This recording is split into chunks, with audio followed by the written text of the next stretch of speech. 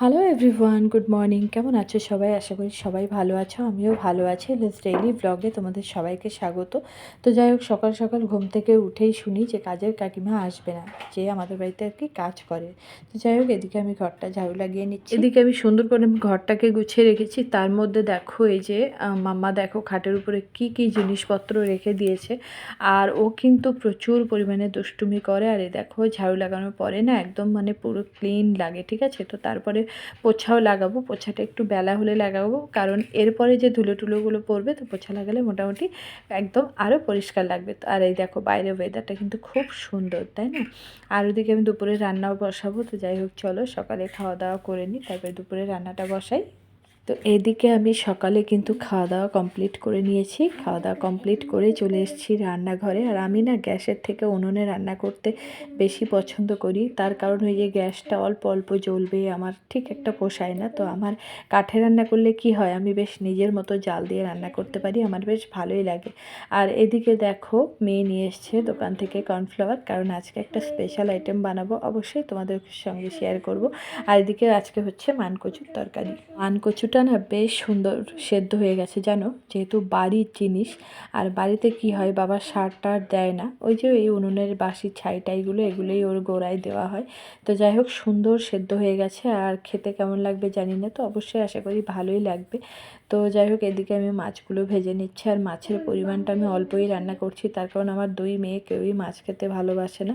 আর এদিকে দেখলে উনুনটা কি পরিমাণ জাল জ্বলছে, মানে আমি জাস্ট জাল ঠেকিয়ে রাখতে পারছি না। তো চলো মাছটা ভেজে নিই, তারপরে বাকি রান্না করব। পানকচুর তরকারি আমি রেডি করে নামিয়ে নিয়েছি। এদিকে করছি মাছের ঝাল, আর ওদিকে হচ্ছে ফুলকপির ঘেরো সেদ্ধ। তো ওটা আলু পেঁয়াজ একটু রসুন দিয়ে বেশ ভাজা করব। আর এরকম খেতে কিন্তু বেশ ভালো লাগে গরম ভাতে। তো যাই হোক, চলো রান্নাগুলো কমপ্লিট করি। রান্নাগুলো করে তারপরে এই যে সন্ধ্যাবেলা হবে চিকেন পকোড়া, তার জন্য রেডি করছি। তো চিকেনটাকে আমি বাজার থেকেই সুন্দর করে পিস করিয়ে নিয়ে এসেছি, তারপর বাড়িতে এনে ভালো করে ধুয়ে জল ঝরিয়ে তারপরে এই যে বাকি যে মশলাগুলো দিতে হয় সেগুলো দিচ্ছি। এই যে এদিকে দিয়েছি আমি আদা বাটা, পেঁয়াজ বাটা, রসুন বাটা, আর দিয়েছি কাঁচা লঙ্কা বাটা। তো এর মধ্যে এবার আমি দেব জিরের গুঁড়ো, ধনিয়া গুঁড়ো, তারপরে হচ্ছে লাল লঙ্কার গুঁড়ো, তারপরে তোমার কি বলে লবণ স্বাদ মতো দিয়ে, তারপর অল্প একটু মরিচ গুঁড়োও দিয়েছি, যে যেরকম ঝাল খেতে পছন্দ করে। তারপরে একটা ডিম ফেটিয়ে কর্নফ্লাওয়ার দিয়ে রেডি করব। তো এদিকে আমি সমস্তটা কমপ্লিট করে মোটামুটি এই যে স্নানে যাব, তার আগেই দেখো ঘর বাড়িগুলোকে আবার সুন্দর করে ঝাড়ু লাগিয়েছি, কারণ ওই যে ধুলো, আর ধুলেই মুছলে প্রচুর নোংরা হয়ে যায়, সেই জন্য ভাবলাম চলো আগে ঝাড়ু লাগিয়ে নিই, তারপরে পোছা লাগাই। তো এই যে সুন্দর করে পোছা লাগিয়ে নিয়েছি, কেমন লাগছে অবশ্যই কমেন্টে জানিও। আর আমার রান্নাঘরটাকেও একদম পুরো রান্না টান্না করে দেখো একদম সুন্দর করে পরিষ্কার পরিচ্ছন্ন করে রেখে দিয়েছি। তার এরকম কাজের পরে এরকম পরিষ্কার পরিচ্ছন্ন রাখতেও বেশ ভালো লাগে, কিন্তু প্রচুর কষ্ট হয়। কাচাকুচি ছিল, আর সকালবেলা যেগুলো কাঁচা হয়েছে দেখো সেগুলো শুকিয়ে গেছে। তো কাজের কাকিমা আজকে আসেনি, তার মধ্যেও আজকে সকাল থেকে প্রচুর কাজ। আর এদিকে আমার এক্সট্রা যে কাজটা থাকে সেটা হচ্ছে দিনে দুবার কাচাকুচি, এটা আমার করতেই হবে। ঘর বাড়ির সঙ্গে সঙ্গে জামা কাপড়গুলোকেও আমি বেশ সুন্দর করে পরিপাটি করে গুছিয়ে রাখতে ভালোবাসি। তার কারণ কেন বলছি একটু পরেই তোমরা দেখলে বুঝতে পারবে। তো যাই হোক, এদিকে আমি শুকনো জামা কাপড়গুলো বেশ সুন্দর করে গুছিয়ে নিয়েছি।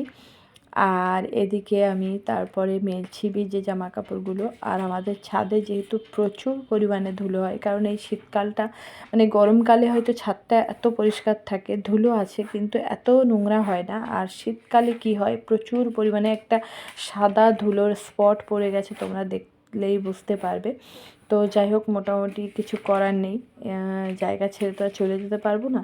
তো মোটামুটি এইভাবেই আমাদেরকে থাকতে হয়। আর এই যে জামা কাপড়গুলো মেলে নিয়ে তারপরে চুলটাও একটু আঁচড়িয়ে নেব। তো চলো, এই যে দেখো ফাইনালি আমি আমার জিনিসগুলোকে ভাঁজ করে নিয়েছি। আর প্রচুর পরিমাণে জিনিসপত্র, কিন্তু দেখো খুব সুন্দর করে একদম পাটে পাটে ভাঁজ করেছি। আমার জামা কাপড় কাচার পরে একদম পুরো ছাদের থেকে এরকম সুন্দর করে ভাঁজ করে নিয়ে গেলে আমার বেশ ভালোই লাগে, ঠিক আছে? আর ওই দলা পাকিয়ে নিয়ে গেলে কি হয়, নিচে গিয়ে ভাঁজ করতে গেলে একটা ভাঁজ পড়ে যায়, তো সেটা আমার মন পোষায় না। তো তাই কি করি, তো তো এই যে জামা কাপড়গুলো একদম ছাদের থেকে ভাঁজ করে নিচে নিয়ে যাই। আর এটা শীতকাল বলে তবু এতটা রৌদ্রে আমি থাকতে পারছি, গরমকাল হলে কিন্তু এরকম রৌদ্রে থাকা যাবে না।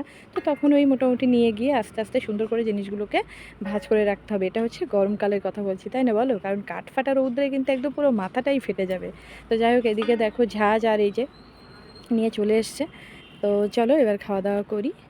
তো একদম চলে এসেছি রান্নাঘরে, আর মানে কি বলবো, ঘুম হচ্ছিল না। মানে দুপুরবেলা খাওয়া দাওয়ার পরে যে এটা কখন করব, যেহেতু শীতকালের বেলা, শুতে শুতে অনেকটাই বেলা হয়ে গেছিলো। তো যাই হোক, তাড়াহুড়ো করে উঠে চলে এসেছি রান্নাঘরে। আর ওদিকে করব একটু বেগুনি, কারণ মা বাবা আর কি চিকেন পকোড়া খায় না, ওনারা টোটালি চিকেন খান না। তো ওনাদের জন্য একটু বেগুনি করব, আর আমাদের জন্য হচ্ছে স্পেশাল স্পেশাল একদম চিকেন পকোড়া। অলমোস্ট আমার চিকেন পকোড়া রেডি। কত সুন্দর দেখতে লাগছে, আর কি বলবো, খেতেও অসম্ভব সুন্দর হয়েছে। আর এদিকে আমার বেগুনিও রেডি, আমার শ্বশুরমশাইকে দেওয়াও হয়ে গেছে। চলো এবার আমরাও খাই।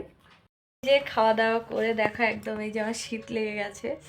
তো এই যে দেখো আমি কম্বলের মধ্যে চলে এসেছি, মানে হাত পা ধুয়ে কম্বলের মধ্যে চলে এসেছি। তার কারণ সেই 5টার থেকে উঠে রান্নাঘরে চলে গিয়েছি, আর মাংস তো ম্যারিনেট করেই রেখেছিলাম, দেখতে পেয়েছো। তো 5টার থেকে উঠছি, মানে প্রায় আজকে 1.5 কেজিরও বেশি মানে চিকেন ছিল। তো সেই চিকেনগুলো মানে পকোড়া করা হয়েছে। তার কারণ আমার মা বাবা মানে আমি যতটুকুই করা হয়, মানে মা বাপের বাড়ি যেহেতু পাশে, তো ওখানে একটু পাঠিয়ে দিই। আর বোনও আছে, বোনের মেয়ে আছে। তো যাই হোক, একটু বেশি মতোই করেছিলাম। আর এই যে দেখো মাম্মাও প্রচুর খুব সুন্দর খেয়েছে, আর এই যে ওর দিদিও খুব ভালোবাসে। তো ওদের হচ্ছে ভাত, মানে ভাত খেতে একদমই ভালোবাসে না। তো তার মানে ভাত বাদ দিয়ে যদি তুমি মনে করো যে ফ্রাইড রাইস, পোলাও বা বিরিয়ানি এগুলো দাও, তাহলে ওরা মোটামুটি একটু তৃপ্তি করে খাওয়া দাওয়া করতে পারে। আর এটাও তো এই যে দেখো, এর আজকে মাস্টার আসেনি। তো এর আজকে মাস্টার আসেনি, তো একটু ফ্রি আছে, আর আমি একটু রেস্ট করি, যেহেতু রান্নাঘরে অনেকটা টাইম কাটিয়েছি। আর হ্যাঁ, সঙ্গে তো বেগুনিও করেছি, দেখেছো।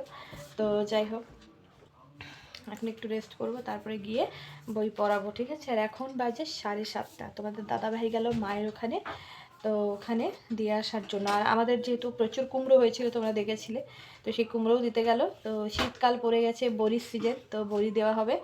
আর আমাদের জন্যও দেওয়া হবে, তবে সেটা আমরা গেলে তারপরে। তো যাই হোক, চলো একটু রেস্ট করি, তারপরে আবার আসছি।